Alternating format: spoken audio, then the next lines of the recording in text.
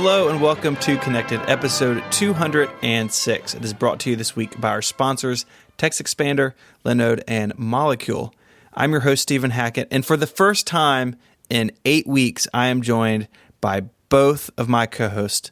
Federico, how are you? Hi, I'm back, I guess. Hi, how are you? I'm great. How are you? It's good. It's good to have you back. And we also have Mike. Everyone's together. Yay! All is right in the world again. We are once again a whole, and I'm very happy. Yeah, I was missing the show. It was weird not to do podcasts for 3 weeks straight, basically, but it was also kind of weird not to do Connected as a trio. A very long time. Yeah, I kind of feel like I forgot how to podcast in these past couple of weeks, so I'll probably do some silly mistakes like, I don't know, talking about things that Steven doesn't like. Though I suppose that's what I've always done. So we should do follow-up. We should jump straight into follow-up, Steven. Why are you not doing follow-up already? We're going to do follow-up. Okay, we're going to do follow-up. Follow-up. Right now. Follow-up. We've been talking a lot about new... Follow-up. People with podcasts have been talking about new iPhones. And just today, or it seems like there's... some signs of a fourth new phone this year. So we've talked about the new iPhone 10, the new iPhone 10 Plus, and iPhone 9. And now I think for discussion purposes, what we'll call the iPhone 7C, as what Steve Trout-Smith kind of nicknamed it on Twitter. The idea that this phone is it seems internally very much like an iPhone 7. Of course, that would mean that it could be readily available and cheaper than new phones. There were rumors that the iPhone 9 was going to come in colors. Now I kind of think that maybe those rumors were about this phone. So maybe we're going to have like a new, not a new iPhone SE because rest in peace 4-inch phones, but a new low-end iPhone based on the 7, maybe with some slight tweaks or updates. What do you guys think about this? Can I ask a question that like, and this is one of those questions where people like, oh, Mike, you're so silly. What Steve says in his tweet is that it has the same screen resolution, right? Does that mean the same physical size? No, not screen? necessarily. Because that my question on that would be like... It depends on the DPI of the screen, so it could be... And forgive me, Steven, this is where you should come in, but if it's a different type of density, it could be the same resolution but a different physical size. Is that how it works? Yeah, I mean, my gut says that it's the iPhone 7 screen size, only because the rumors also say that the iPhone 9 is going to be bigger. And maybe they still want something, just like they did with the SE, right? They stepped up to the bigger phones, but they left one older phone behind. And now they're going to do that again. So maybe they're going to reuse the 4.7 inch, or what is the iPhone 7? 4.5, 4.7 inch, somewhere in there? 4.7, I think. 4.7, I think. Yeah. Well, I guess you could have an outside hope, right? Which is very slim, extremely slim, that they're going to make a really small phone that has no home button. That could be your only hope, right? That like it's 4.7 inches, but it has no home button, so it's going to be small like the iPhone SE. That's your only hope, right? Which is, it's an incredibly far outside hope, but stranger things have happened. Yeah. I mean, I think that Occam's razor says that this is going to be a cheap iPhone 7. Yes, just a cheap iPhone 7. I know, but I like to give the people hope, you know? Yeah, but false hope is a different thing. No. You never know, right? No, you should know. You should know it's not going to happen. But it is very strange to me that they would. Well, I guess the reasoning for this, right? So over the last few weeks, I've been talking to Jason on Upgrade about this stuff, and one of the things that people keep telling us is like, "Oh, I really don't want to get a new phone that's big, right?" Because all of the rumors are saying that there's going to be 3 new phones that follow the iPhone X's design convention, and the one in the middle is bigger than the current iPhone 10, right? Like, so it's got an LCD screen, but it's got like a 6-inch LCD screen or something. So it's a bigger phone, but it's going to be the cheapest one because it's going to have an LCD screen. And people have been saying like to us, "Oh, I don't want to have to buy a new iPhone that's big. I don't want a big phone, and I don't want to spend $1,000. I guess this phone is for those people, right? Like, you can still get a smaller phone. It's still newer in some way, but isn't gonna break the bank. I don't know.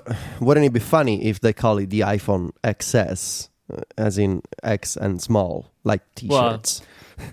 Yes, but it would have to look like the iPhone 10, though, right? Like, yeah, that would be the kind of that would be the upsetting. problem, I suppose. Yeah, I don't know. Do we think are they gonna call it the 7 or the SE again? I don't think they should call it the 7 because it feels instantly old. Yeah.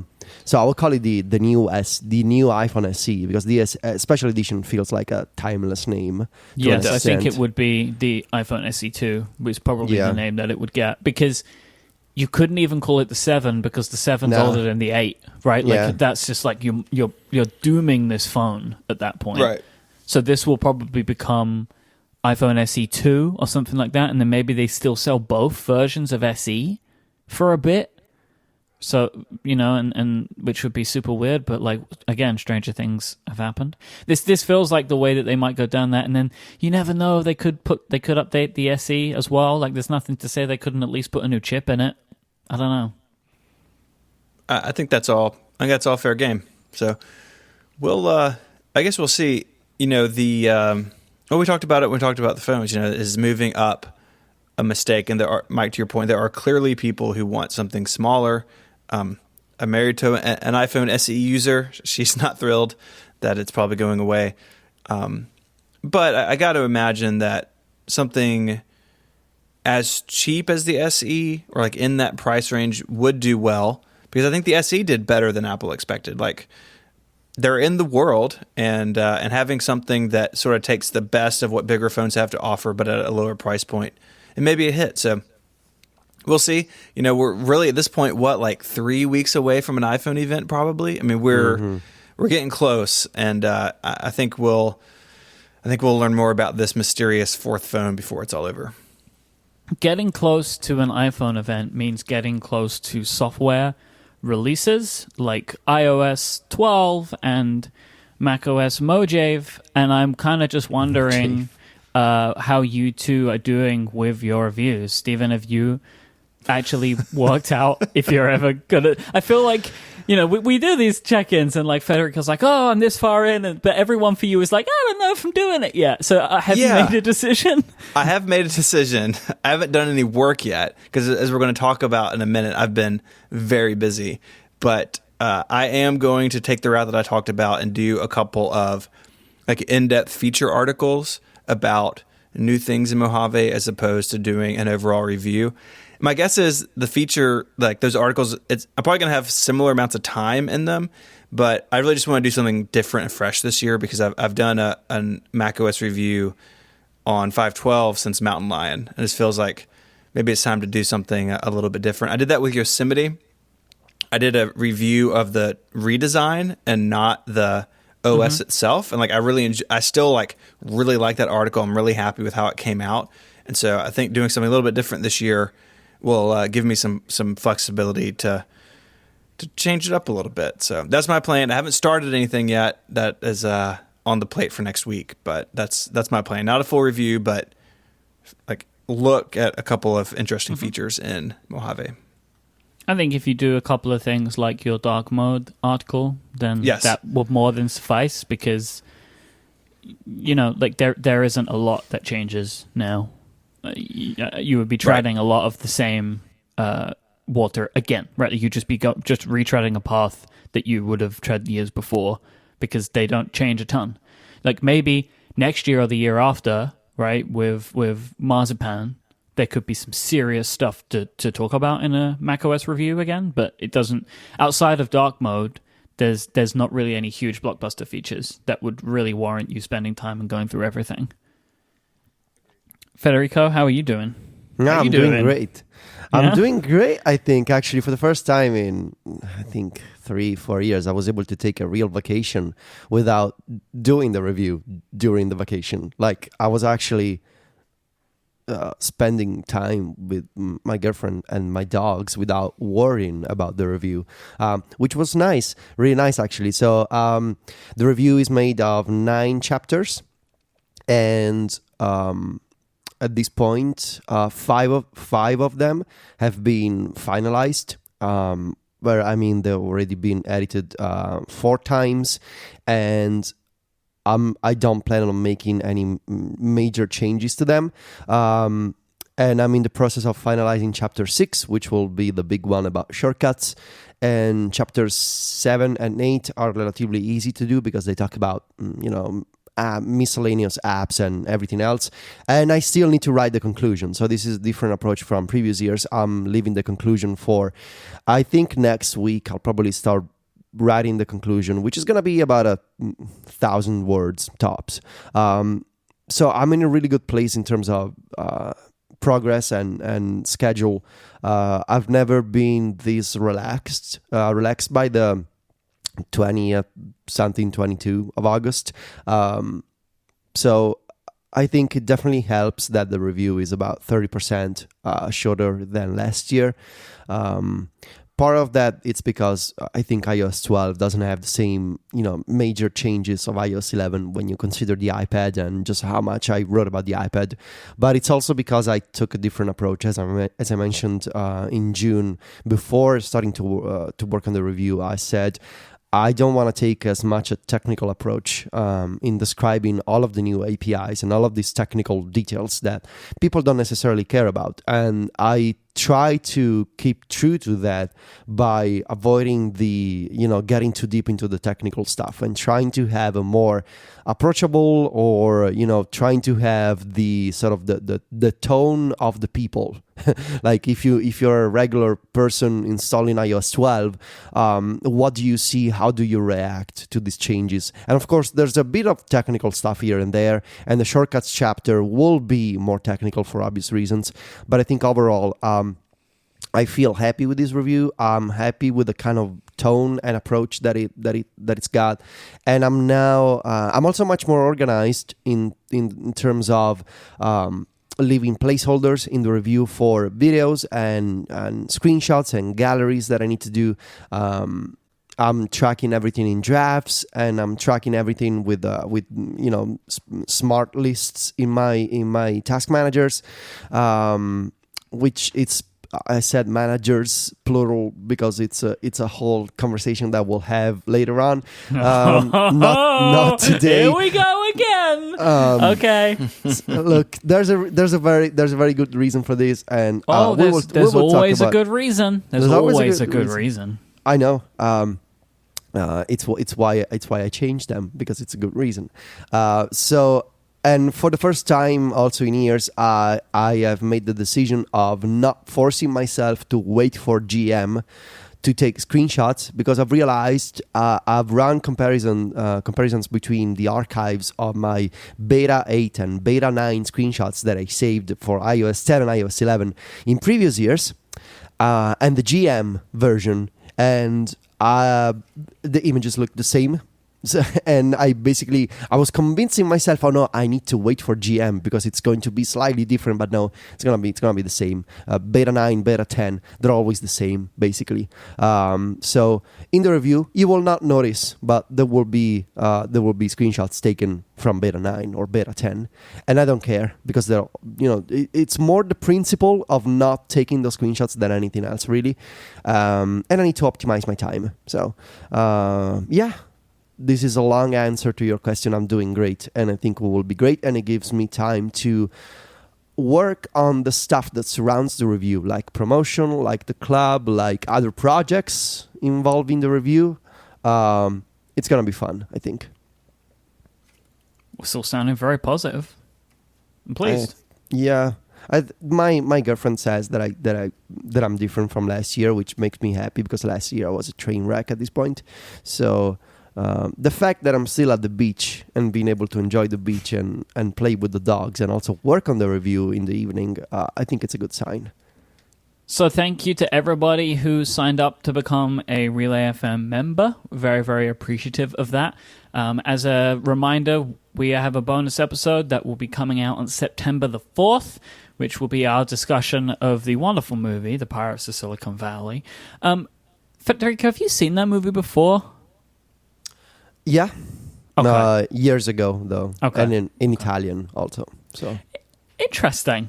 Are you going to be watching it in English this time? Yeah. Okay. I wonder how different that's going to be. I didn't even think that they would have translated it, but that's kind of cool, I guess. So if you sign up now, you will get this when the episode comes out, along with all the other bonus content and special perks that have been coming out over the last week or so and over the next few weeks. So there's tons and tons of stuff available to Relay FM members. Plans start at just $5 a month to support this show or any other show. There's a link in the show notes for this episode, which you can click, and it will open up a checkout for you to sign up for this show to give us $5 a month. Or you can go to relay.fm/membership to learn more. Maybe give your money to a different show, maybe give your money to all shows, but no matter what you give or how much you give, you get the same perks as everybody else. Stephen, while we're in an announcement section, would you like to talk about new merch? Yes. Can you say it again, though? I think that was really good. New merch. I want like horns and stuff. If you're able to do that for me, that would be incredible. You know? Like some real exciting stuff. Yeah. New merch. So we have relaunched our merchandise store. It is in partnership with Cotton Bureau, and that lets us do some really cool things. We've got 4 items up right now. I've got a new T-shirt. 4 items. T-shirt. Hat. I'm hyping for you. Keep going. It sounds like you're having some sort of It's fine. Just keep going. shirt, a hat, an enamel pin, and what may be my favorite, challenge coin, which I have right here, and it's heavy. Hit it against the microphone. I'll hit it against my desk. Okay. Oh. Oh no! Did you drop it? It sounds like it left Are you the an desk. old man? You can keep a coin in your hands? It bounced off my desk onto the floor, but it's fine because it's challenge coin. So if you head over to relay.fm/store, you can check this stuff out. The pins and the coins are in stock now. The shirts and hats will be in stock in mid-September. If you order something with a shirt or hat, we're going to hold your order until everything comes in. So we just have to ship it once and charge you for shipping once. But I would say if you want a coin, if you're really excited about that and you're listening to this, I would hurry because the first batch is getting ready to be sold out. Yeah. All 4 of these items will be in stock. Like long term, but we're going to sell out of coins temporarily here pretty soon. Yeah, we may even be sold out by the time you're hearing this. So it's possible. Go and buy them, and if you follow us on Twitter, we'll let you know when we have more in stock. But yeah, the designs are really fun, and I think that you're going to love it. Yes, it's really exciting stuff, and big thanks to Cotton Bureau. Their team is awesome. To Simon, our designer, who came up with all this stuff. The artwork is a lot of it's based on the original iPod, so like the play, pause, ring of buttons. And so that's like around the outside of the design of the shirt and on the back of the coin. And it's really awesome looking stuff. We're really excited about it. So go check it out. And if you are a Relay FM member, you have a discount code that came in your email yesterday. So keep an eye out for that. Today's show is brought to you by Text Expander from Smile. Text Expander helps you communicate smarter. Create snippets of things you type or copy and paste all the time. You can start by making snippets for short things you use constantly, like email addresses or web addresses or even the date today, formatted in any way you wish.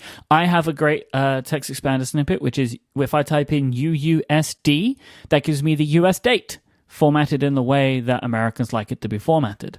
And why not make snippets for longer things that you use regularly, like directions or requests for references if you're looking for jobs, like job proposals, that kind of stuff? Or what about answers to common questions? All of these things can be just a couple of keystrokes away when you use Text Expander on any platform, Mac, Windows, iPhone, and iPad. It's all there available for you to summon whenever you wish, or you just use this. You can search for them in the app or use those hotkeys, which I love. And I have all of our show names, everything's behind a hotkey. When I sit down at my Mac, If TextExpander for some reason isn't open, it feels like things are broken. You can even personalize your responses using fill-in fields, so when you expand a snippet, you have room to add in any personal little details, like someone's name or some kind of other information you need to provide that's unique to that person who's receiving it. TextExpander can save you so much time, whether you're trying to keep on top of email, planning a party that involves sending lots of messages, or just looking to be more productive. Plus, you can power up your entire team by sharing those snippets as well. Go to textexpander.com/podcast and you can get 20% off your first year and let them know that you heard about them from Connected. That is textexpander.com/podcast, 20% off for your first year. Our thanks to TextExpander from Smile for their support of this show. So, Stephen, I saw on Twitter a couple of days ago that you had to resort to compressed air again in your life, I believe. Your MacBook Pro keys are getting stuck. Is that true?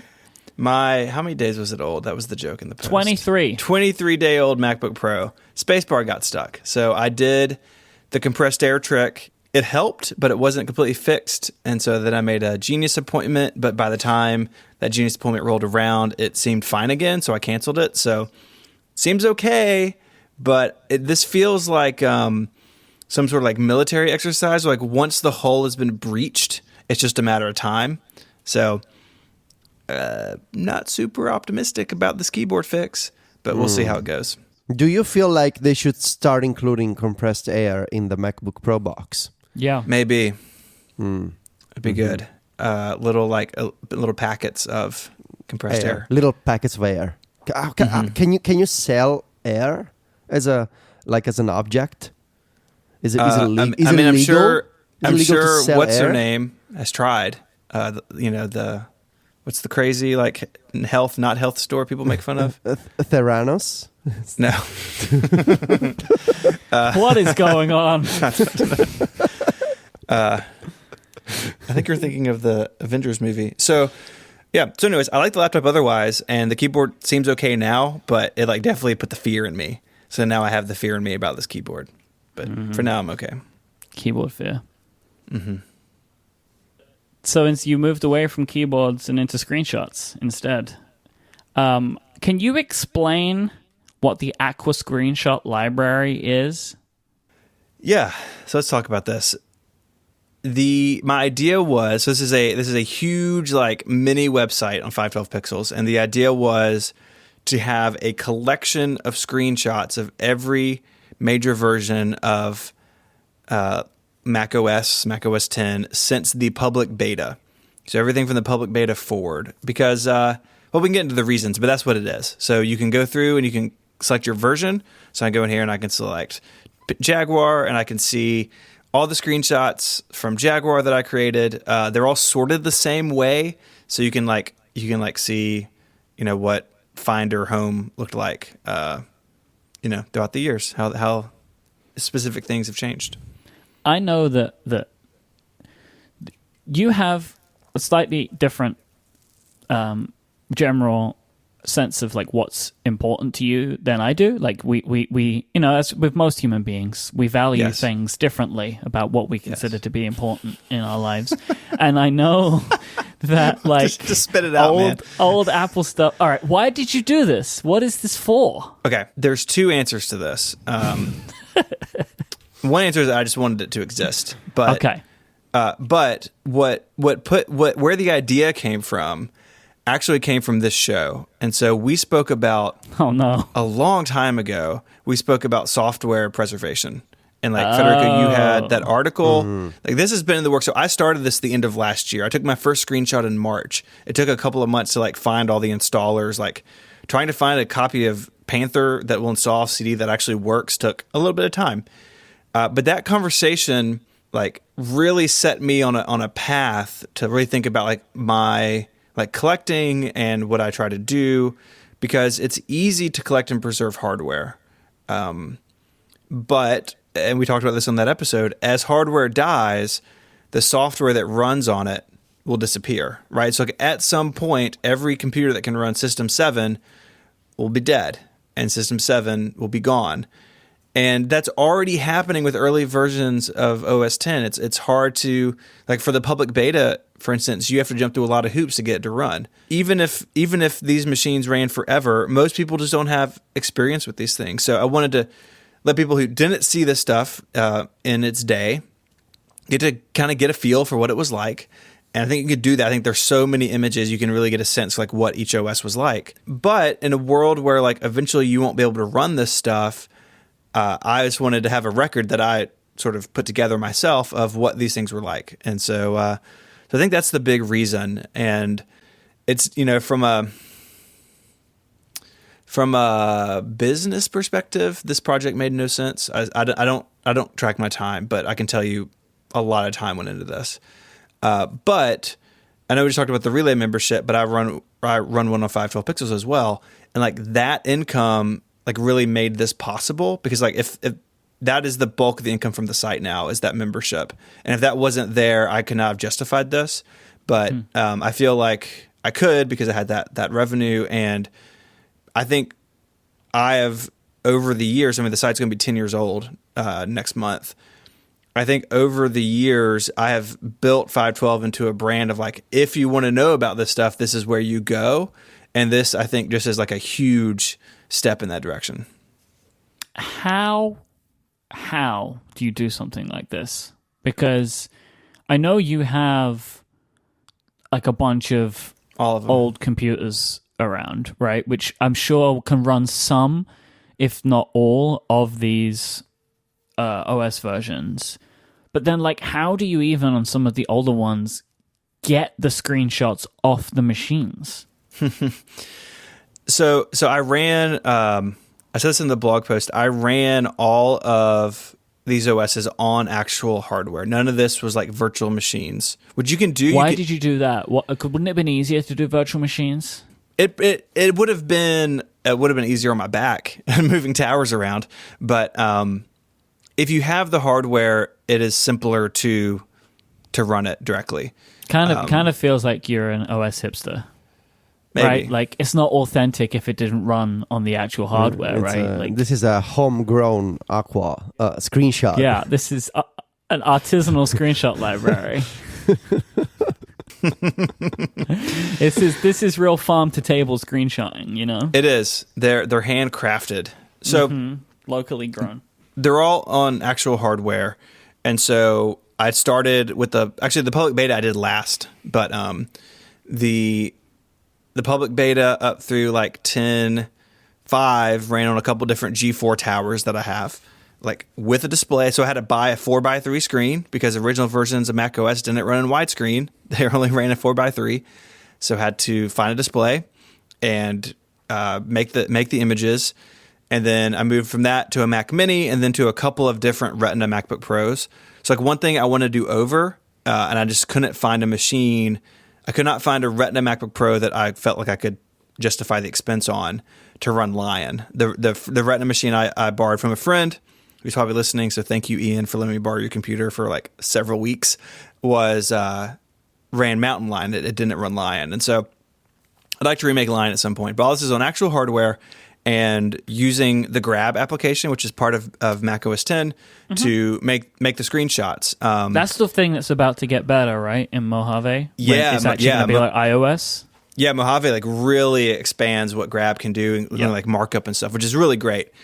You'll notice if you look through these, the first couple of versions, I have full screens for almost everything, because in Grab now you can screenshot just a window, and that was not possible in the early days. And so a lot of the early images have like full screen or they're manually cropped depending on what they are. But eventually Grab got good enough where you could just select a single window, which is what I wanted.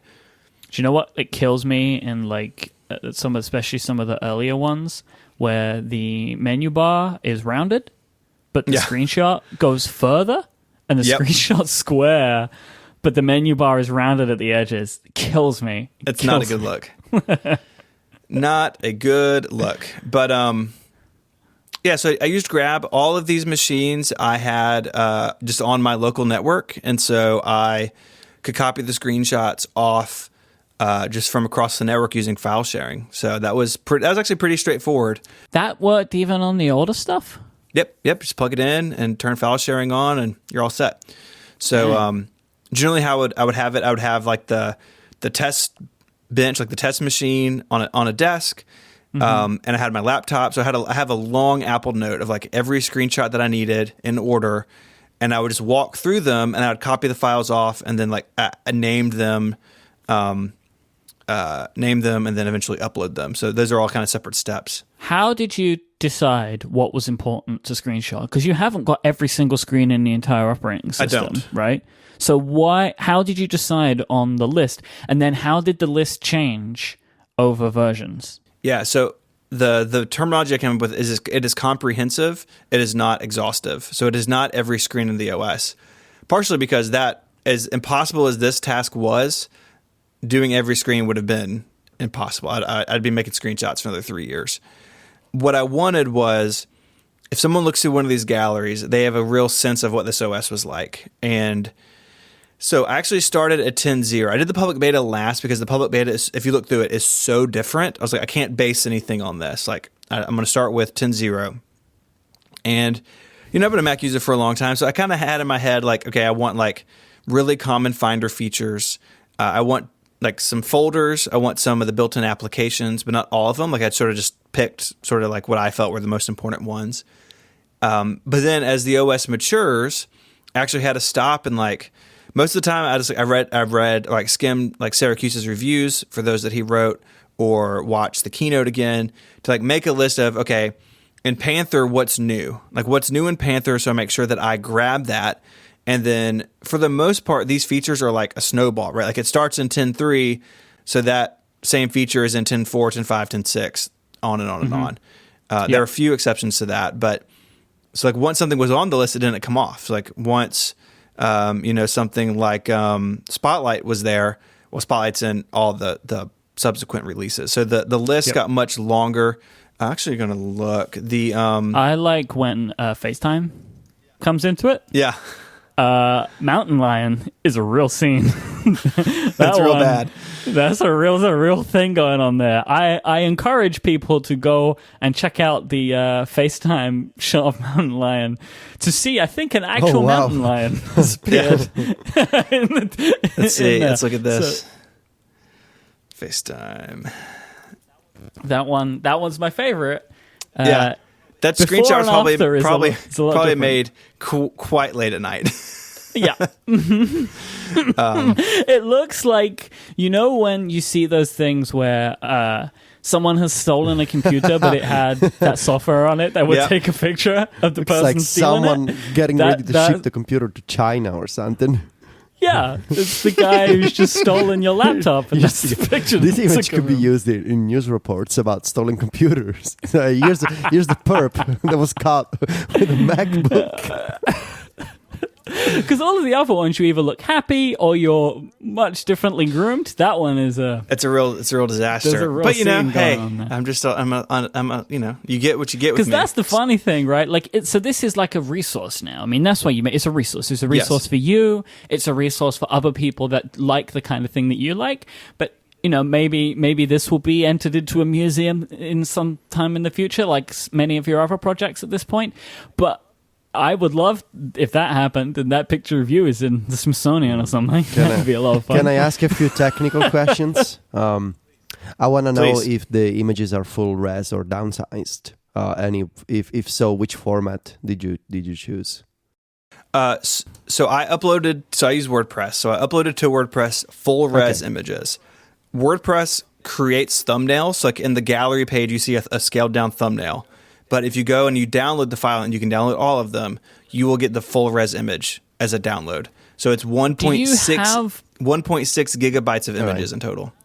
Do you have enough money to like pay for that? Like, how does that work? Isn't that amount of like, if 2,000 people download that, is that not a problem for you? It may be. All right, so go to no, don't do it. Let's try. So I use a WordPress host that's like has a CDN built in, and I have a pretty big bandwidth cap on my account. I've never been over before, including with the, like the 5K Retina wallpapers I did last year. They still do like 1,000 downloads a day. Like that page is remarkably consistent. It's done. I forget. I tweeted it earlier this month. I forget how many hundreds of thousands of page views that has now. I've never had problems with it, so I'm keeping an eye on that. But unless you scrape my server, which please don't scrape my server, unless someone does that, like it'd be so much work to download them all. Then I'm not too worried about that. That's the way to solve it, right? BitTorrent, is that still a thing? Mm-hmm. It's probably still a thing. Sure. Any other technical questions, Federico? Yeah, I want to know how you renamed each file. If you used like a batch rename solution or something like that. I did. So the file name. So let me go into this. So if you look at, I'm in my Mavericks folder. So like the Mavericks chess image is like 10-9-mavericks-chess.png. And so when I created them, as I was pulling them off the test bench onto my laptop, I just named what the screenshot was. So I just named it chess. And then I used Automator on the Mac to do a couple things. One, earlier versions of macOS, I had just forgotten this, save your screenshots as TIFF files. And you can change that in Terminal, but I forgot on a couple of releases because I set up each release fresh. And so I had one Automator action to convert TIFF to ping, because all these are PNGs. And then I had another one that did my renaming. So it added the 10-9-mavericks- in front of the file name. All right, so everything is Automator. Yeah, is the one you... Okay, interesting. Yes. All right. Mm-hmm. Those are my two questions, actually. And also, I wanted to have like a quick... thought for you, if you will. I think you said that it didn't make sense from a budget perspective to do this kind of project. Honestly, I think like this is marketing for you. So the brand. It's not necessary. Yes, it's how you say it.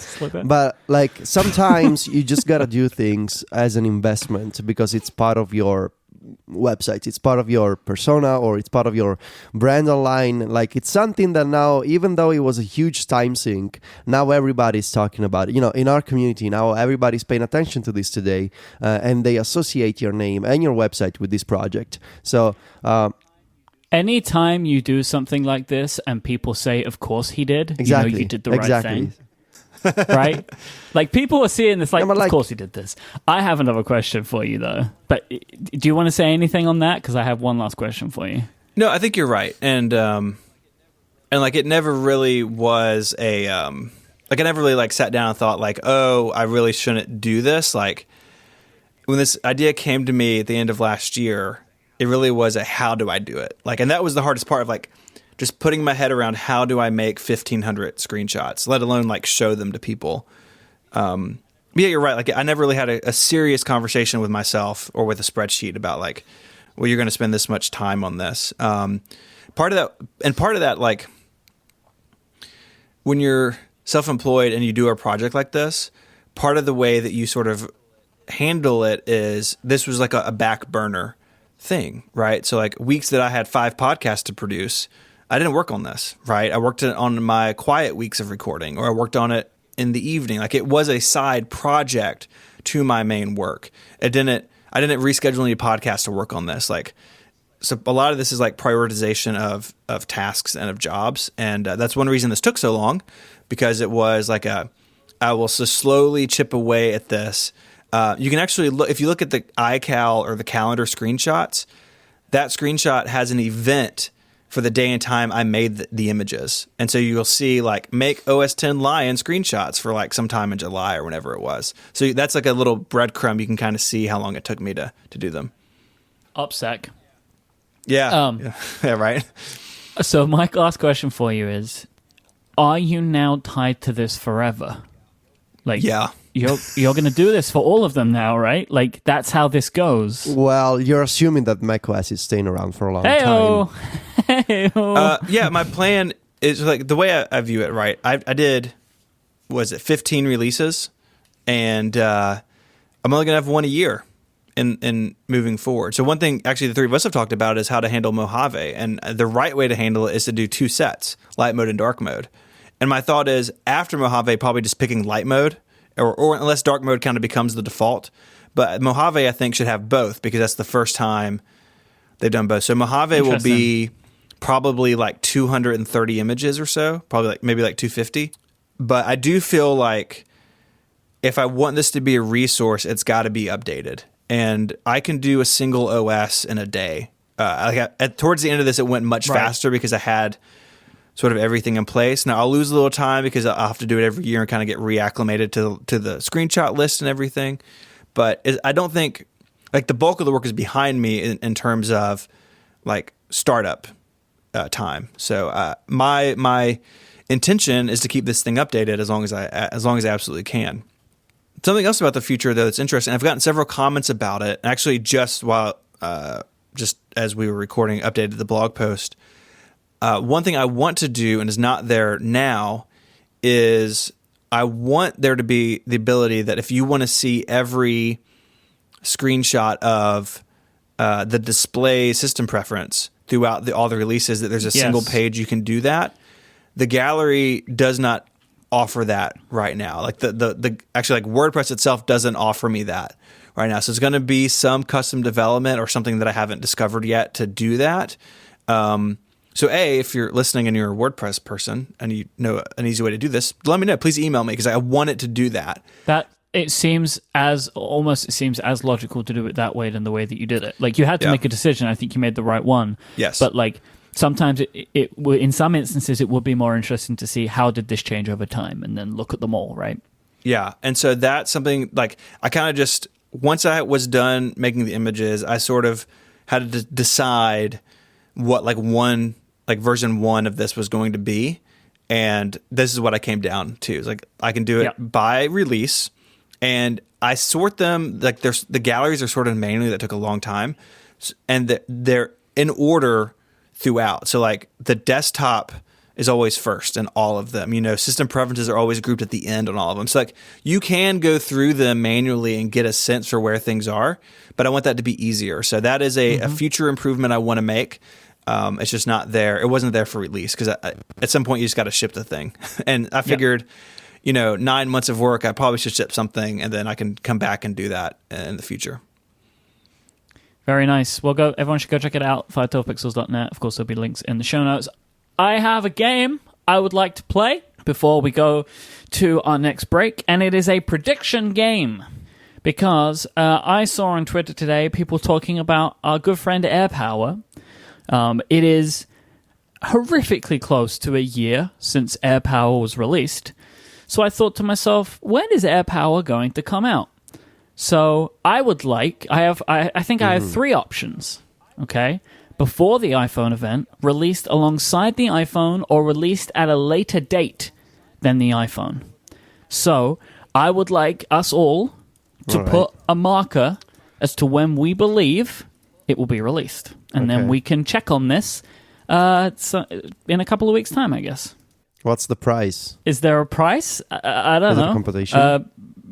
Just bragging rights, I guess. It's like all the other predictions games that we play, Okay, fine. Well, you didn't ask, but I'll go first. I don't care. This isn't a, like, if you say it, I can't say it, right? Like, that's not how it works. You don't take it from everyone. Yeah. Before the iPhone, sometime around next week or the week after. I think they really don't want to do... It's like an AirPlay 2 situation. They don't want to have WWDC, and AirPlay 2 isn't out yet, so they release 11.4. Same with AirPower. They don't want to have another iPhone event, and the thing that was on stage last year is still not out. So just I can say that technically all the new iPhones already work with AirPower. I think it will come out before. Yeah. Steven, when do you think? This is not what you're looking for. I think they will talk about it at the event, and it will be by the end of the year. So I'm going to say the first week of December. Okay, that's not one of the answers. So you're saying released at a later date than the iPhone. You don't have to give that specific. Yeah, after the iPhone. After the iPhone. Okay. I'm also going after the iPhone. Let me give you my reason for this, Federico. I understand what you're saying, but they could just ship AirPlay 2 and then fix more stuff to it later if they need to. They can't do that with the hardware. If they're struggling to make this hardware, which it seems that's the case, they can't just put it out, right? Like, you can't just be like, oh, it's good enough, we'll ship it. And I figured that they, if it was good, if it was ready, that it would have already been released. Like, I don't feel that necessarily applies to AirPlay 2 because you're dealing with partners, you're dealing with companies that make speakers with AirPlay 2 in them. So it's not like, well, we can release a crappy protocol now. It's software. It can all be updated with software, right? And also, it's not like they're making AirPlay 3 the week after. So it needed to be good, and it was late. But like, I don't think just because it's software, it can be buggy and then they can fix it. Especially when you're dealing with companies like Sonos and others, like Libratone. They're making speakers with AirPlay 2. I don't think it's easy like that. Well, I don't know. That we have set the marks. None of us think that is coming out with the iPhone, which could be where we all fall down. But Federico says before, and me and Steven say at a date later. Mm-hmm. All right. But we have no prize. No prize. No prize. Okay. No prize. It's purely bragging rights. You know, sometimes that's all it is. Yeah, I don't get it. You know, I never got competitions where you don't win a prize. Like when I hear parents say to, you know, these parents, they say to their kids, it doesn't matter that you don't win. No, you need to win. Okay. Like when I have a kid, I'm gonna tell him you need to win. I will come up with some kind of prize. All right. Okay.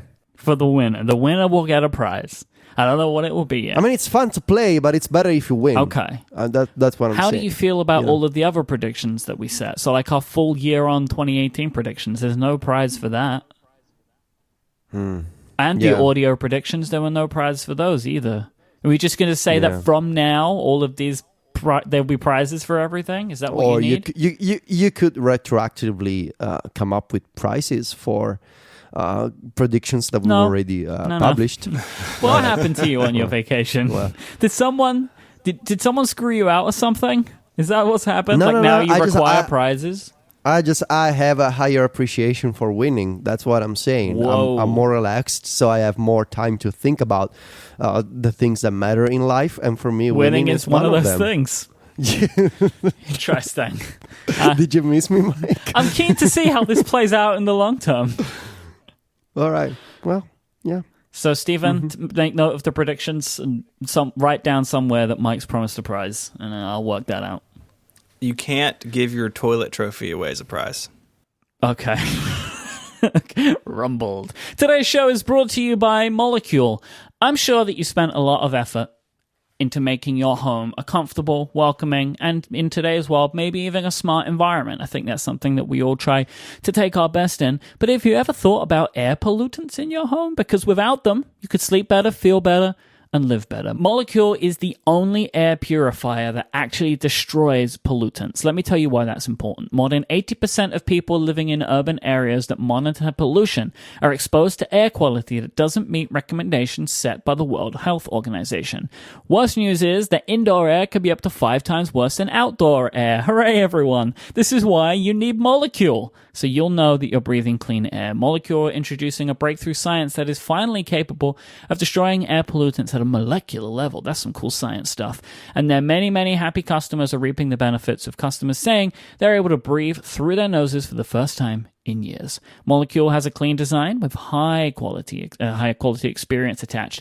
It has been described as the Apple product of air purifiers, so you know it's very, very good, and it's got some cool science stuff in it. But more importantly, it's been tested by real people.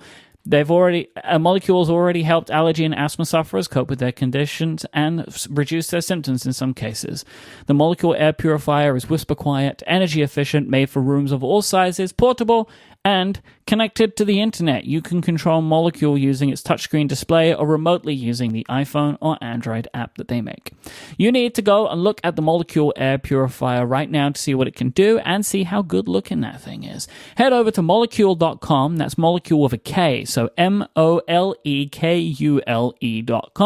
Take a look around, and when you make your first order, use CONNECTED, the code CONNECTED, for $75 off. That is CONNECTED for $75 off your order. Our thanks to Molecule for their support of this show. That is CONNECTED for $75 off your first order. Thank you, Molecule. All right. Well, we're talking about old stuff. Let's talk about the Mac Mini.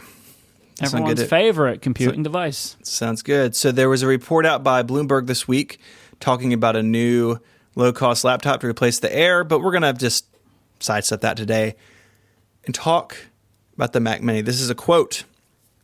For this year's model, Apple is focusing for this year's model, just by the way, like as if they do it annually. For this decade's model, for this new update to the regularly updated product, Apple is focusing primarily on pro users with new storage and processor options that are likely to make it more expensive than previous versions, people said. So the question is, what is a Pro Mac Mini? What does that look like? Do you think there will be a Pro Focus Mac Mini, or do you think it's going to say it is? Do you think it will actually be something that is powered like a professional product, or do you think that that's just the line that they will go with? I think that there will be aspects of it that will be Pro-like, but that people who really want or need something like a Mac Pro will complain about it. I think what this means is, you're going to have some high-end CPU options. It'll have fast SSDs. A It'll ton have of storage. Thunderbolt right, 3. Like you could put a few terabytes or something in there, right? Right. Because I assume it would still be a, not huge, not tiny, but like a chunky box, which they could probably put a lot of stuff into. Mm-hmm. It's like my kind of thought on this, right, to answer your question is, imagine the Mac Pro that we had before, but it's because it's all sealed up. Like what you'll put in this thing is what will stay in this thing. And then the difference between it and the Mac Pro would be that the Mac Pro can be upgraded, right? Like that will be one of the key differences between it, other than just like raw power. Yeah, well, I think power's the bigger deal. Like I envisioned this being more like a high-end MacBook Pro than something even like the iMac Pro. Pro. Yeah, like it would sit between MacBook Pro and iMac Pro in its capability level. Maybe even just the high-end MacBook Pro. Like I don't think anyone's going to be confused if this is true and the Mac Pro ever ships. I don't think anyone's going to walk into an Apple store and wonder which one they should buy. Like I think that there is room in the Mac Mini, especially when it's like 10 years old. You can just do anything, and it seems more Pro-like, right? Like anything's better. That it will be faster and more capable than ever, but its capabilities and performance will be nothing compared to the Mac Pro. I think the Mac Pro is way at the top, and the Mac Mini somewhere in the middle. Again, like a high-end MacBook Pro. I think that's a reasonable place to be. If you look at where the Mac Mini used to be when it was competitive back 10 years ago, it was somewhere, high MacBook, mid MacBook Pro spec. Like it wasn't the fastest machine in the world, but very rarely was it super far behind anything else. They did have a Core Solo at the beginning that, they've changed the price point a couple times, but the Mac Mini was reasonably respectable in terms of performance, so I anticipate that to continue. I don't think this means the Mac Mini is going to be expandable. I do not think in any way this means that this machine and the Mac Pro are the same computer. Like people always try to do that. They always try to just make an expandable Mac Mini and call it the Mac Pro. These are different computers. Like this is not going to have a Xeon in it. I think that's the line. I will be shocked if the Mac Mini has a Xeon in it. I think that's an iMac Pro and Mac Pro exclusive. So it's going to be, it was set on, it's like a professional machine, which isn't crazy expensive, that you can put into your already existing setup, right? Yes. But what will make it more professional than the Mac Mini before it? Like when the Mac Mini came out, not the one where they made it worse, so let's imagine the one before that. Mm-hmm. Like, was that machine considered to be powerful? And then what would you do to make this one to be considered a pro machine, where the previous Mac Mini, and like the reason the Mac Mini was created was to be like the most consumer machine possible, right? Because it was for switches. I mean, I think just make it space gray. That's all it really takes, right? Like you joke, but that might be that might I guarantee be you this will be available in space gray, which I would buy it in because mine's under my TV and I like it to be less conspicuous. Paint it. Sick decal or something. Mm-hmm. Make it look like a pencil. Mm-hmm. Yeah, I mean, right. Like these are unanswered questions. So my thought is, high-end MacBook Pro is their target, and that is higher than the Mac Mini has been historically. You brought up like the idea of the starter Mac, and I think that's really a very important factor in this. So when the Mac Mini was introduced in 2005, it was pitched by Steve Jobs as, hey, you want to move to the Mac? You've got a desktop Windows box and you got a display and keyboard and mouse. Unplug the Dell, plug this thing in. You can use your display, keyboard, and mouse, and you have a Mac. And it was $500. It was considered I forget what it was like, bring your own display, keyboard, and mouse.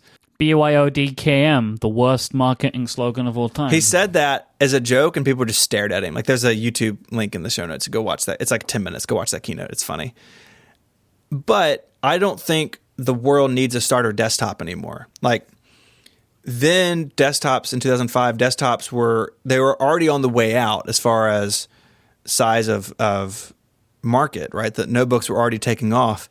But now Apple sells, what is like 80, 85% of the Mac sold are notebooks, maybe even higher. Like, there's not a need for a starter desktop anymore. I think if people buy their first Mac, it should be that low-cost MacBook Air that Gurman talked about that we're skipping over this week. So in that world, if the Mac Mini is supposed to be a starter Mac, the Mac Mini shouldn't exist anymore. But what has happened over time is people like us have purchased the Mac Mini to use as a home server, to run things like iTunes or Hazel or Time Machine backups, to have one in a data center. If you're listening to the live stream, you're listening through a Mac Mini. We have a Mac Mini at Mac Stadium that is our live streaming server. You buy it because you want something, a small dedicated Mac, to do things for you. And I think Apple has noticed that. And maybe the pivot here is go from the starter Mac to like a small enthusiast desktop. It's not going to sell in massive numbers, but like people who want that want more power out of it. You know, people put these things in offices. People put these things in like software developers use them, right, to use it as build servers. Like, address that market, because that's where the Mac Mini has gone over time. And I think that's exciting. Like, as someone who has two of these, I have one at home as an entertainment like server and the one that Relay owns at Mac Stadium. Like, I would purchase two of these. Like, both of mine are aging. My one at home is not doing very well. And I'm all for something like this because I think there's room for it in the line. And I think people would be excited about it. I can see a scenario where it's like, it's either a companion computer for pro users, like established pro users, like developers or video makers, and they want something external that does something in the background, and it's like a home server or it's like a build server, like it's an external utility that still runs macOS. Or if you're a sort of prosumer, which is a terrible word, but it's totally like this niche market of people that don't need to assemble like complex 3D graphics for NASA or something like that, but still they want to run something that requires a bit of power, not the power of the Mac Pro, but also requires something beefier or dedicated that is not, the main MacBook Pro or the MacBook. So I can see like the Mac Mini sort of feeling what's it called, the price umbrella that you cannot buy. I don't want to buy a Mac Pro just to encode video, for example. It would be a waste of money. But also I don't want to buy a new MacBook Pro. I just want a tiny Mac that does stuff, and that's exactly what the Mac Mini is for. Especially if they sort of, I don't think they will presenting it as a pro computer for pro users. I can see Apple saying, and it's also great for pro customers, or we hear about from pro customers, but I've seen people on Twitter say they're going to call it the Mac Pro Mini or the Mac Mini Pro. I don't think they're going to change the name. It's still going to be the Mac Mini, but it's all going to be in the message. Yeah, because if you had the Mac Mini Apple, Pro, then you have to keep selling the old Mac Mini, which just feels like torture at this point. Like, just let the thing, just let it die, like, it's fine. Just let it have its go out to pasture. Like, that machine is done. It's very much done at this point. Like, I'm on the web page for the Mac Mini right now, and it's using one of the old Apple Cinema displays. Oh, no. Right? Like, that's just sitting on the page. That's the whole way down, just a cinema display. Can you have at least updated it with the LG image? Like, it must not be too difficult to do. It won't run it. It won't run the LG display because it has Thunderbolt 2. Holy moly. Or just like you just show like a little chain of dongles in the background. I don't know. Yeah. And just don't pay attention that it's not full res. the thing here is like, I really believe that the Mini was going to be phased out, and in this like Apple discovering that they still make Macs somehow, like feels like, oh, still make Macs, we should do something about that. Like I think like if this is a response to people like the three of us who either currently own or used to or want to own machines like this for like the things we're talking about, like that's really encouraging. Like I'm genuinely like out of everything in the fall, like of course I want a new iPhone, maybe in the market for an iPad, but like as a Mac user, this is exciting to me because it means that Apple's paying attention to like what we want, and you know, update this thing, put Thunderbolt 3 in it, and it could be a great little home server. Like it'd be a great machine for a bunch of different things. Just the way the Mac Mini, like the Mac Mini still is good. Like it's slow, but like it's still good at these things because of its size. And if you look at like the broader PC market, and Snell Zone has talked a lot about this with like the Intel NUC, which is like a little bitty PC. You put an SSD in it. It's super fast and it's smaller than the Mac Mini, but way more powerful. Like there are markets for this type of computer. It's not a huge market, but the Mac's not a huge market. Like the Mac can be like the iPhone has to reach a bunch of people, right? That's why we talked about like this cheaper phone. The iPad's got to reach a bunch of people, so they have different sizes with different capabilities. Like the Mac is a smaller market, and you can be really specific in your modeling. Like the iMac Pro, I can't imagine the sales numbers being massive, but for those who need it, it's the perfect answer. Same with the Mac Pro, and if they're going to bring this to the low end with the Mac Mini, then that's great too. So I don't know, color me excited, boys. Like I'm signing up. I want a future professional level Mac Mini in my life. Mm-hmm. Oh yeah. Can I just address the elephant in the room super quick? Is there one? I think there is one, which is like why? Like why are they like? It feels like the use cases for this are small, and even if the people that would buy it potentially, they probably already own another machine. Like the amount that you would actually sell of these is very small for a company the size of Probably for Apple. the same reason that Steven did the Aqua screenshot library, honestly. It's I feel like it's an important part of the message that Apple is recommitting to the Mac and to the Pro community. Also, I don't think they're gonna lose money on this. They figure if they're doing this, it's because they can make a profit out of these Mac Minis. But more importantly than that, I think it's important to see Apple saying we're redoing the entire Mac lineup and we're updating this lineup on an annual basis. Or, I mean, even the Mac Mini every couple of years would be fine. I think it's more than that. I think it's important for Apple to say we haven't forgotten about Pro users. Please don't switch to Windows. Yeah, absolutely. Yeah. It's this machine. The iMac. I felt this way about the iMac Pro, but I really feel this way about the Mac Mini. If this is true and this comes to pass and it's what we all want, it's actually not even about the computer. It's about, like Federico said, it's about the statement to like diehard Mac Pro user or Mac professional users that Apple's listening, right? Like if this is a Pro, like whatever that means, if it means I can get an i9 in it with 32 gigs of RAM and a super fast SSD, say that's all true. That means Apple's paying attention to what we're doing with Mac Minis. That is, as Mac fans well know, we've all felt a little neglected over the last several years. And this would be just like one more chapter in the book of Apple saying, we are committed to the Mac. We are committed to you, our professional users. And we know that some of you want this. And so we made it for you. Here it is. And I'm sure some of us will complain about the price, but it's, for me, it's a much more like a signal than like what the actual thing is. And watch them just put 2 USB-C ports on it, and that's it. I know, right? One's for power. Not, like, yeah. Can you imagine? You can't, and you have to buy the power cable separately because that's how it rolls. That'd be a bummer, Mike. I don't want that future. I really love Apple, right? Like love them, obviously, but I really can't imagine that they make this thing and not upset everyone that they're trying to make feel happy. Like I just know something will be like an oversight. Has that? But I don't think that's happened with the iMac Pro. Honestly, Yeah. like there are people who like complain it's an all-in-one, but like I know. I mean, I maybe know everyone with an iMac Pro. Maybe it's just people in Relay, but like the iMac Pro seems to be very well received. Honestly, of all the things that Apple makes that have Pro in the name, I feel like the MacBook Pro is the only one that people hate. I mean, except for the Mac Pro, which they are still in the process of redoing. Right, but that's 2 out of 3 though so far. That Well, people no, hate. there's People hated no- the there's Mac Pro and they iPad hate Pro. the MacBook Pro. iPad Pro, people Oh yeah, love. okay. Well, that's a different thing. Well, it's still, I said of all the things that Apple makes with Pro in the name. Yeah. Okay. So we got half. Well, and then. they don't. They barely make the Mac Pro. Like they're just it's like one dude hand assembling them in Texas alone in his garage.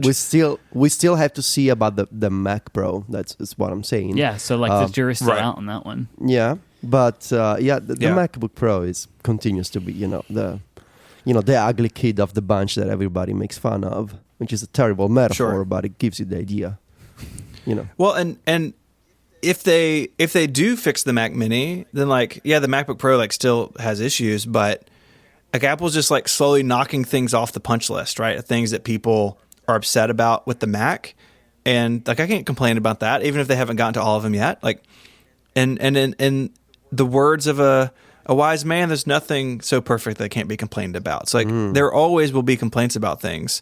But like if the Mac Mini is way faster and updated again and has Thunderbolt 3, and even if it's like $1,200, like there's not that much to complain about that. And I really feel like the iMac Pro like is in direct opposition to that sort of feeling, because like honestly, I don't think there's widespread complaints about this computer. Like yes, it's expensive. Yes, you can't upgrade it, but like when people like have them on their desk using them, everyone seems really happy. I know. I love mine. It's absolutely the best Mac I've ever owned. And I fully anticipate using this computer or its successors? Yeah. Its successors for a long time. But all I want to say is all we have is what's in front of us, right? Like all we have available Sure. to us right now is what's available.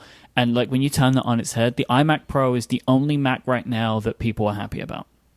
Like universally. That's fair.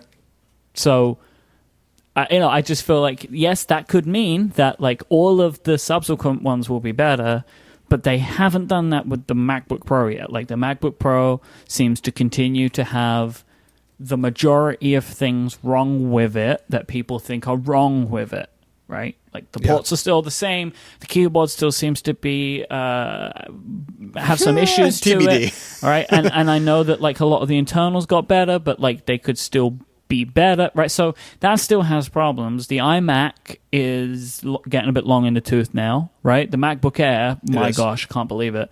The MacBook is still has the issues that it has, if you consider them issues, right? So like I know there are people that are happy with their MacBooks, their MacBook Airs, their MacBook Pros, and their iMacs, but like the people that are in the Pro market tend to have more complaints about all of those machines, and the iMac Pro seems to be the only one that is universally liked by people that are in our industry and beyond. So like I just feel like when I completely understand what you're both saying, but when you turn it on its head, that's a little bit more worrying. It could mean though, right, that the iMac Pro is like the first of the change, but nothing else has come out significantly revamped since that machine, and it looks like we're about to start seeing that.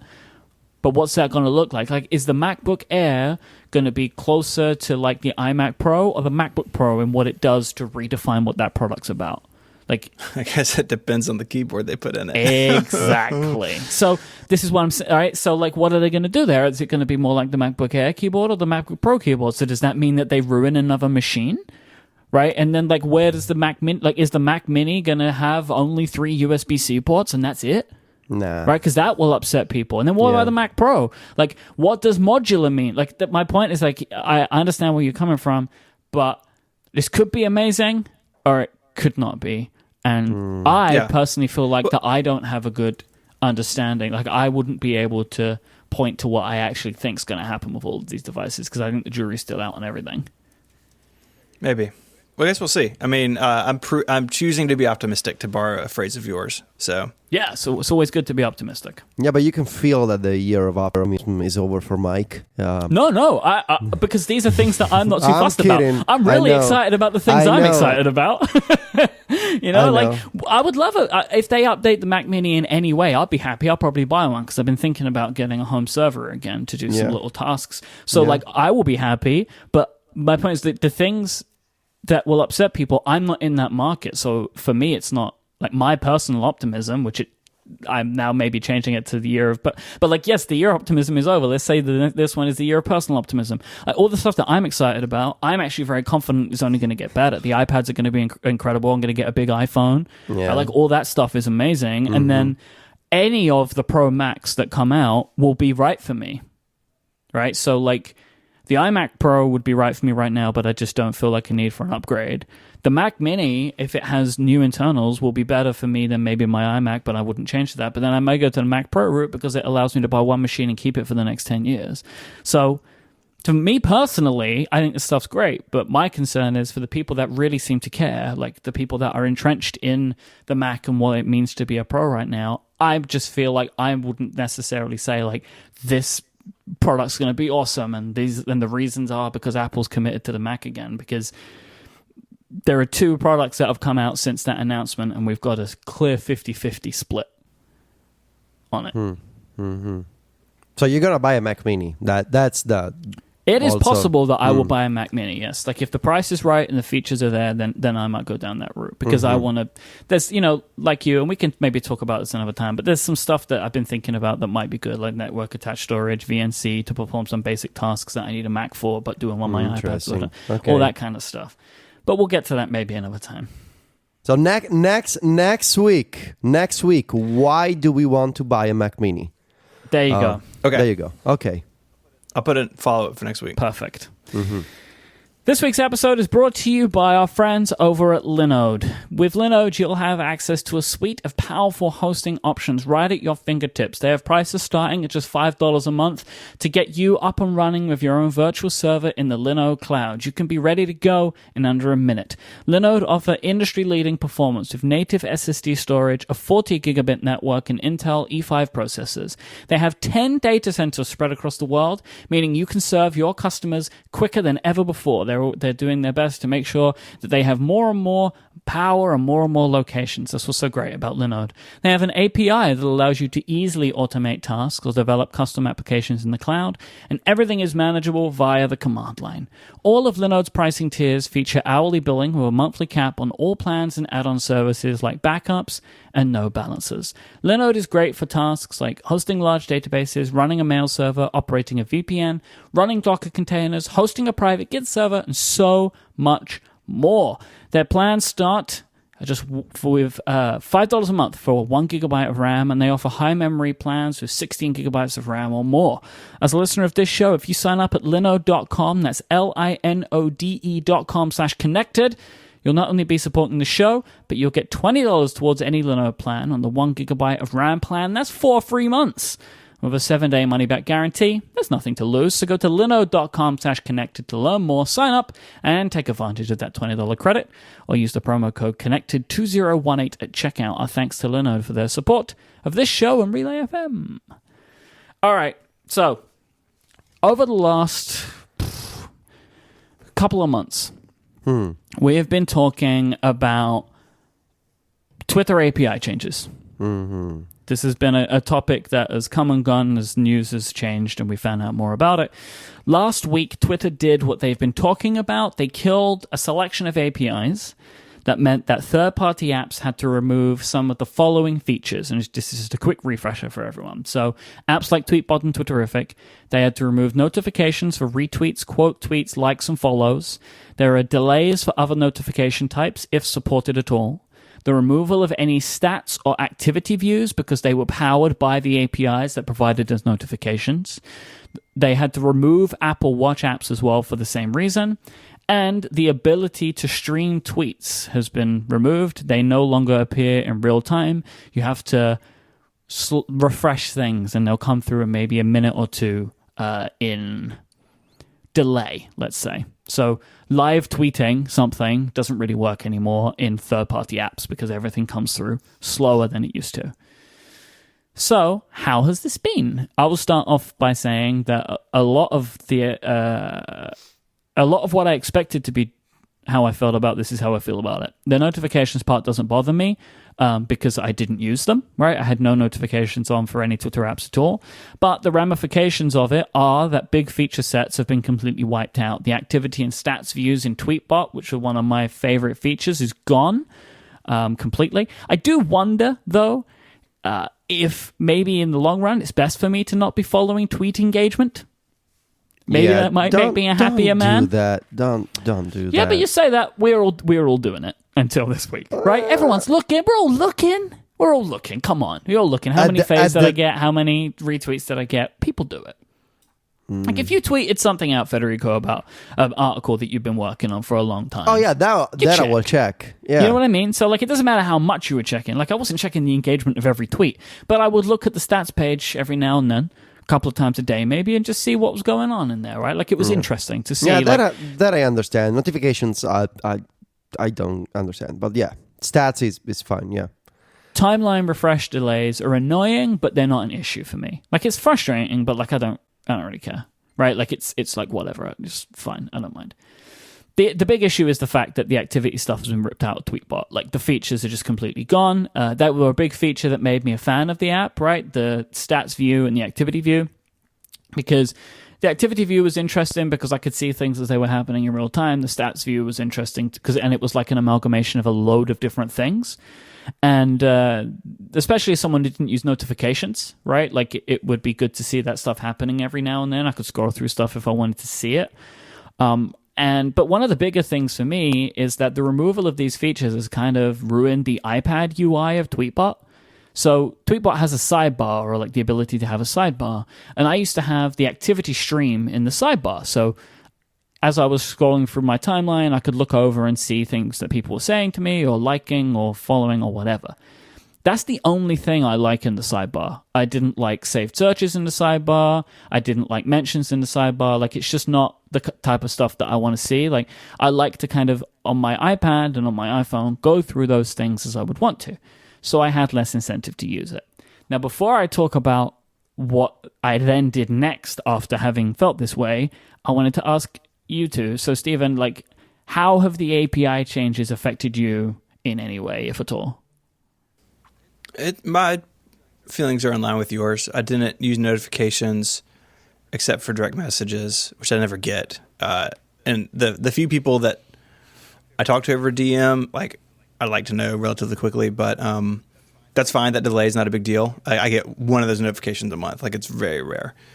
The other stuff in Tweetbot's a bummer, but it's not going to be the end of the world. I don't know if it's a huge deal. I may feel differently when there's like a live Apple event or something and tweets are slow. Like, that's the big thing. Like, the delay is most noticeable to me. But but like the thing that you will all do on those days is we'll use the official app. Like, I know that nobody likes it, but like, that's what you'll do, right? Like, if you need to see something in real time, well, I guess it would still work in real time. I guess. I know that they like to mess around with the chronology of things, but you're probably likely to see things in more likely real time. What about you, Federico? Yeah, I'm still using Tweetbot. Honestly, the major annoyance of all these changes is having to use pull to refresh occasionally to refresh the timeline. I tend to check stats on individual tweets more than the main activity page, if only because I'm more interested in the performance of individual tweets than the aggregate number of likes and faves and engagements. So for that, I was already using the Twitter app because it allows me to tap on the likes and retweet counts and see who actually faved or retweeted something. And to do that, I was already using. So here's a teachy tip for you. If you see using Tweetbot, you can install this app called Opener. An Opener as an extension that you can set up so that every time you share a tweet with the Opener extension, it auto loads to the same same tweet in the Twitter app. So you just need to tap twice and you can jump to the individual tweet view for the same tweet into the official app. So I was already doing that. That is a very hot teachy tip. Yeah, and you can set up auto open for Twitter.com links. You can set up auto opening in Opener. I think by swiping on one of the options, because Opener allows you to send a tweet from Tweetbot to, for example, Twitterrific or Twitter or what's the name of the other Twitter client? Tweetings, maybe, possibly. I don't know. Echophone was around a long time ago. How do I find this application? Because App Store search is not helping me. It's called Search Opener Mac Stories, probably on Google, and you can find the link. Yeah, Opener. It's excellent utility. Anyway, I was already doing that because I tend to check individual tweets more than the global stuff. And notifications, I don't care because I think since Mac Stories started getting moderately popular in 2010, I disabled all kinds of Twitter notifications for likes or retweets or mentions. I never had mentions either from people who followed me or from other people. Like, to see my mentions, I open Twitter. And I used to have notifications for DMs, but I disabled them. Actually, I didn't disable them like intentionally, but I think last year, after one of my experiments where I used either Twitter or Twitterrific for a while, and then I went back to Tweetbot, I forgot to re-enable DM notifications, and I realized a couple of weeks later that I had all of these unread messages from people, and I felt kind of crappy about that because I didn't reply to those people. But then I realized, it was actually kind of nice not to be bothered by Twitter DMs, so I didn't re-enable them, and so it's fine. I wasn't getting notifications before, and I don't get notifications now. I understand why some people like Twitter notifications. And yeah, if you care about those, it sucks, but it's what it is. So I'm still using Tweetbot primarily because of the iPad version. And for a simple reason, I said that to check my mentions, I go to Twitter. So I set aside like 10 minutes every day and I go through my mentions. And what I do is I keep on the iPad, the column on the right set to my most recent mentions, and on the left I go through my old mentions, so that when I reply and I scroll back into previous mentions on the left side, on the right side I can refresh and see if somebody else replies to my reply. I can continue the conversation. So I carry out. I'm just going to say, I'm sure you know what that meant. I could not follow that. Don't try and explain it to me. It's fine. No, I will. But I got very lost. No, you need to understand. So there's two columns, right? Yes. Mm-hmm. On the left side, I scroll down. I go through all my mentions from newest to oldest. Okay? Yep. So I scroll down. On the right side, I refresh the mentions view also. But how do you refresh the view? Do you swipe down on it? You swipe down on it. You pull to refresh, and it's pinned to the top so that I see new replies coming in. All right? So if I reply to somebody from a tweet from 5 hours ago, I move to the next tweet from 6 hours ago, and then to 7 hours ago, and so forth. But on the right side, I can refresh, and if that person has already replied, I can continue the conversation right away without having to scroll back up on the left side. Okay? One of the things that I can, correct me if I'm wrong, but one of the reasons that I never used the mentions on the right and the everything else on the left is that it didn't observe my place when I went into the mentions tab. If I had seen everything new, when I go into the mentions tab, it's still going to sync my position from the last time that I was there, which is way down on the list. Is that true still? I don't think I understand the question. So let's say I'm in Tweetbot and I'm looking at my mentions, right? Yes. And I have 100 mentions. Okay. It's got the little count that says 100. If I scrolled through on the column on the right-hand side and looked at everything, in my mentions view, it's not going to change. I still have 100, right? Those two things operate independently of each other based upon syncing position. Mm-hmm. Right? Yeah. Yeah. You see, that's why I never wanted to use that. Okay. Because I don't know I've seen everything. I have to do what you've done, which I understand why you do it, but that's not the way that I use Twitter, right? Like, Okay. I use it more by checking in multiple times through the day, so I want to go oldest to newest as opposed to newest to oldest. Oh, okay. Yeah, I see. All Yeah, right. yeah. So that's why I never, like, the only thing that ever made sense to me on the right-hand side was the activity view, because otherwise I'm just seeing everything twice, All right. potentially, I get which it. didn't work for me.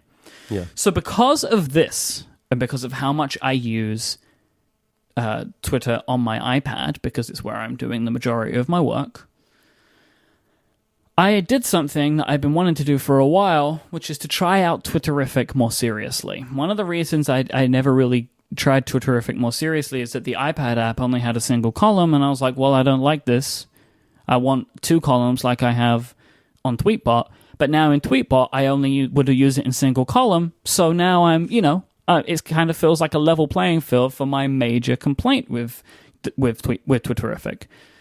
So I have been using Twitterrific for a week now as my only Twitter app on all platforms, on my iPhone, on my iPad, and on my Mac. And I have a lot of thoughts about it. And I want to start with all of the things I don't like. There's no specific... so this is going to take a few minutes, all right? But just bear with me. There's no specific tab for searching. You can have tabs in like the bar at the top or the bottom, depending on the platform you're using. So you have like my timeline, my mentions, my DMs, and you can have saved searches that you pick from a list. But you can't have a tab which is just to search everything. You have to go to the sidebar to do that, which is super weird to me. I don't know why. If all of the other sidebar options are available, but I can't seem to find a way to just press a button on the iPad or the iPhone and it takes me to the master search list, but on the Mac version the search button takes me to the master search where I can search anything and also see my saved searches. I don't understand this. This is strange. This is actually my main problem with Twitterrific in general, is just like some of the decisions seem peculiar, especially when you look at them on the Mac and on iOS, where they're supposed to be the same now, but there's still some pretty significant differences between the two. I do like that you can have a saved search as a tab. That's really good, but I want both. So that's what I would like there. Information density on the iPad compared to the iPhone is very different. The iPad version, the avatars are too large and you can't make them smaller. You can make text smaller, but you can't make the avatars smaller. And it means that you don't see as many tweets as you probably should be able to. So I want to be able to see more on screen than I can. It doesn't, like, I can't find a way to adjust avatar sizes on the iPad. I'm sure this was a setting at one point, but if it's there, I don't know where it is because I can't find it. So I feel like the information density isn't as good. Timeline syncing with iCloud isn't as fast or reliable as Tweetbot. Sometimes it gets lost. On the Mac, they have unified timeline only. You cannot separate it like you can on iOS. I don't like unified timeline. I like my timelines to be separate. And for some reason, they can't be separated. They have 2 different types of hiding things on Twitterrific. You have mutes and muffles. So you can muffle something, it means it collapses it. You mute it, it means it goes away. And what's pretty cool about the mutes is the mutes sync with the official Twitter muting system somehow, which is interesting. I think that's cool. Like, fine, that works good. But there are no timed mutes or muffles. It's either on or off, which I don't like that. I like to mute things for set periods of time, or people for set periods of time, rather than making it like a global on and off.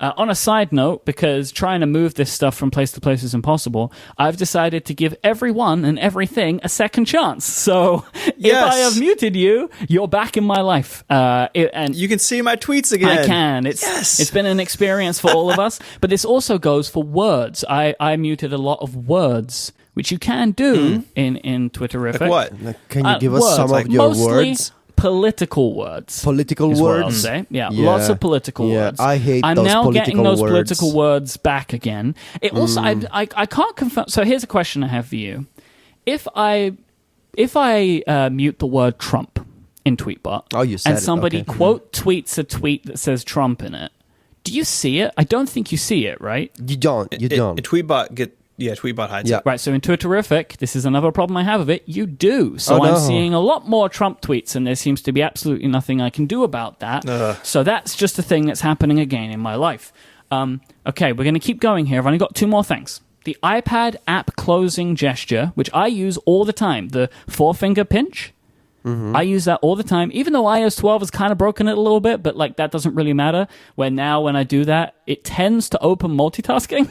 This is just like a weird Depends thing on... that's happened with the new. But that also is fine because most of the time, all I ever really want is the dock. Or another app that's there anyway. But pinching with the 4 fingers seems to accidentally trigger Twitterrific's gesture for switching accounts, which is 2 fingers to swipe up or down, which is annoying and has been a little bit risky as I've been faving things with the wrong accounts. But I do like the Twitterrific gesture, the simple gesture of being able to switch between accounts, but I would like it to maybe be different or not trigger accidentally the thing that I'm trying to do. I don't think many people use the gesture that I'm using, though. I think that 4-finger pinch thing feels like a remnant that I have held onto, and I don't believe a lot of people use that anymore, but it is muscle memory for me now. And yeah, I guess the iPad landscape view could add a column, but as I said earlier, like I know that's something that you wanted, Federico. It's something that I wanted before, but now that I would use Tweetbot as one single column, I kind of don't mind about it so much. It's on level footing. So there are all the things that frustrate me or I find peculiar about Twitterrific compared to Tweetbot. Let me tell you what I do like. I like that they have True Black on the iPhone 10. It looks wonderful. I love it. So it's like it takes advantage of the OLED. Everything's like all black pixels. Love it. The overall design of the app, to me today, feels like it has more of an opinion that I'm interested in than Tweetbot. This is like good and bad in some places, because sometimes I don't like how different it is in some of the decisions that they make, but I like the use of colors. You know, like some of the stuff, it feels like it has a little bit more playfulness or joy to it. Maybe I've just gotten too used to Tweetbot, but Tweetbot kind of feels a little bit devoid of personality to me now. And I kind of kept using it because it had pro features that I loved. And now that they've gone, I don't really feel the same affinity to Tweetbot anymore. Maybe I've been using it for too long. I don't know what it is, but like from a design perspective, now that a lot of the features that I like have gone away, I find myself more drawn to Twitterrific's just overall design. I don't know why. And I like muffling a lot for certain instances. I like that I can muffle someone and I don't see their tweets, but if I'm curious, I can peek into them. But that system works really well because a lot of the time I know I'm just not seeing things because it doesn't take up a lot of screen real estate. It's an interesting system. I would like to see times occur to it. So you'd think to yourself, well, obviously this seems clear what he's going to do because there were like 3 things that he likes and like 20 things he doesn't like. But even though there are so many missing features or things that feel broken to me, I feel weirdly drawn to Twitterrific right now, and that's what I plan to use for the foreseeable future.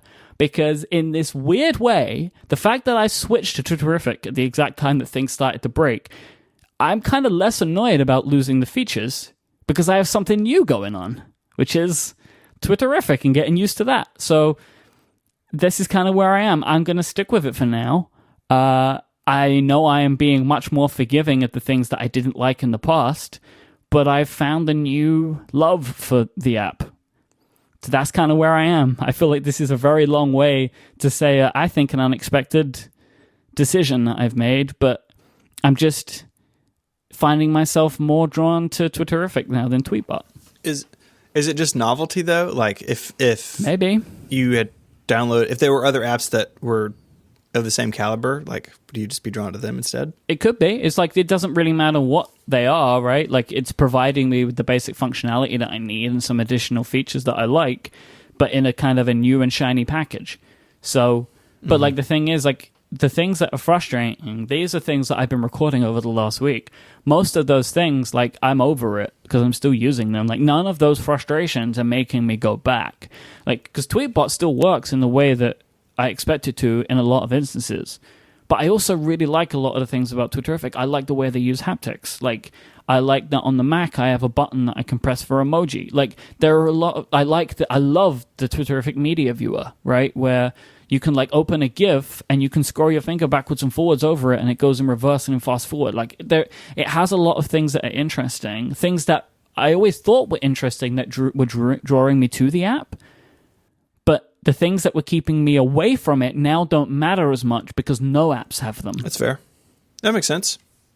So it's kind of making me feel like it was a grass is greener situation, but the playing field was more level than it was before. Well, someone who's been switching between Twitter clients on a regular basis every few months. You guys know I do this every like 3 to 4 months. I've always told you I think there's a lot to like in Twitterrific, so I'm happy that you're finding things to like, but the iPad stuff continues to be a problem for me.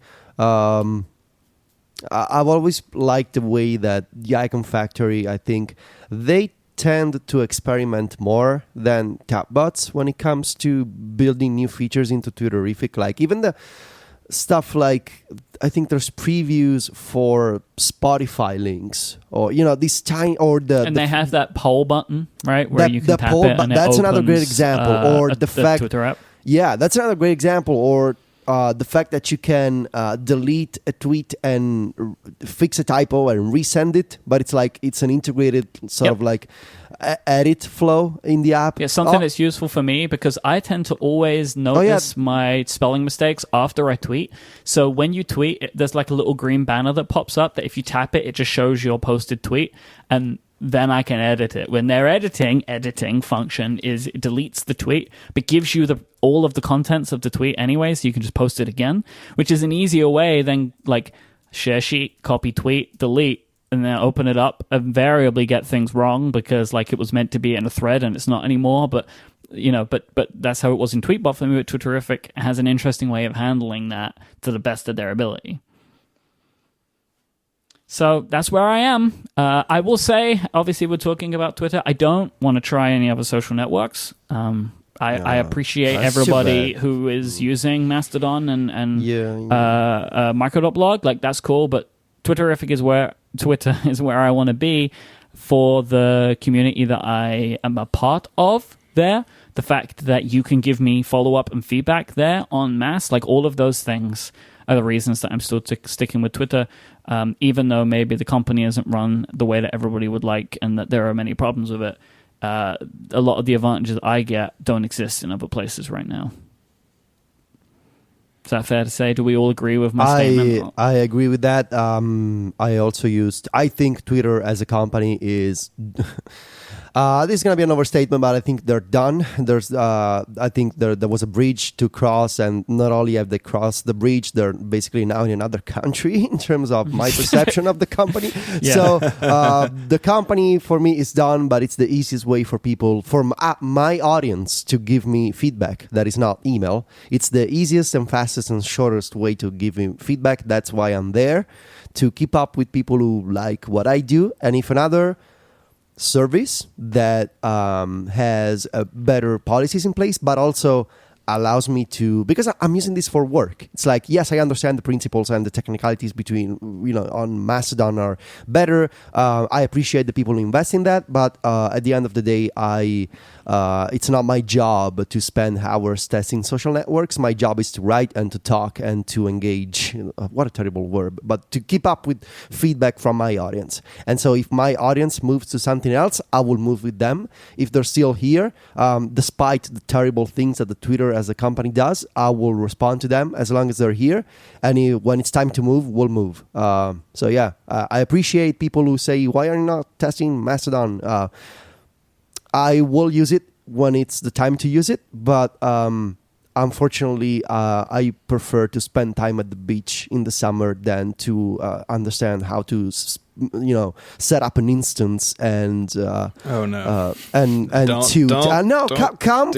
at me. I don't care. I think it's too technical. I think I don't have time for this now. I prefer to have a spritz at the beach. That's what I do. An aperitivo, as they call it in Italy, at the beach. Better use of my time. So just my 2 cents. People will be upset. I don't care. I love you all. Everything is fine. So I'm back. I missed doing think we should- podcasts, man. It's fun.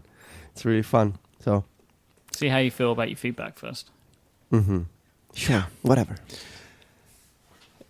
Well, I think that does it. I think we've made it through our topics, and now it's time to end the show. So if you want to find links to stuff we talked about, they're in your podcast app you're listening to now, or you can check them out on the website, relay.fm/connected/206.